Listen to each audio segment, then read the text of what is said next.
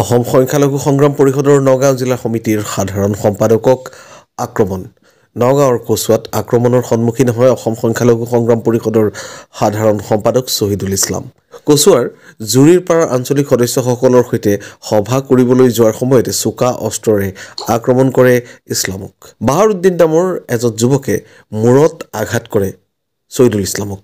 ঘটনা সন্দৰ্ভত কচুৱা থানাত এজাহাৰ দাখিল কৰিছে শ্বহীদুল ইছলামে।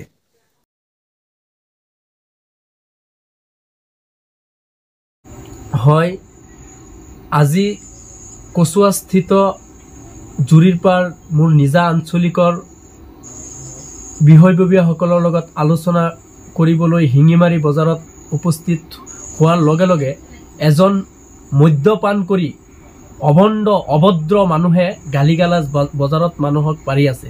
তেনেস্থলত মই বুজাবলৈ যাওঁতে মোকো গালিগালাজ পাৰে আৰু গালিগালাজ পাৰি মোৰ মোবাইলটো কাঢ়ি লৈ যায় আৰু মোবাইলটো আনিবলৈ যাওঁতে মোক চোকা অস্ত্ৰৰে আঘাত কৰি মোক অজ্ঞান কৰি দিয়ে।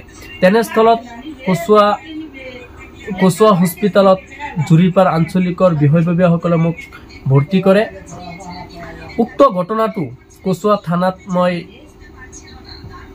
গোচৰ ৰুজু কৰিছোঁ আৰু অসম প্ৰশাসন তথা কচুৱা আৰক্ষীক মই বিনম্ৰভাৱে অনুৰোধ জনাইছোঁ যে ড্ৰাগছ মদ বাল্য বিবাহ জুৱা চাইবাৰ ক্ৰাইম সমাজৰ অপৰাধজনিত যিবোৰ কাম আছে এইবোৰ কামৰ বিৰুদ্ধে আমি সদায় মাত মাতোঁ আৰু মাত মাতাৰ পৰিপ্ৰেক্ষিতত আজি যদি আমাৰ এজন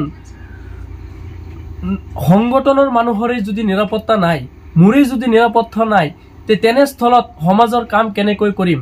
মই অসমৰ মুখ্যমন্ত্ৰী তথা অসমৰ DGP মহোদয়ক মই বিনম্ৰভাৱে অনুৰোধ জনাইছোঁ যে মোৰ লগত যিখিনি ঘটনা হৈছে এই ঘটনাটো তদন্ত ক্ৰমে যাতে এনেকুৱা ঘটনা কাৰো লগত নহয়, যে আইনীভাৱে এইটো ব্যৱস্থা ল'বলৈ মই অনুৰোধ জনাইছোঁ।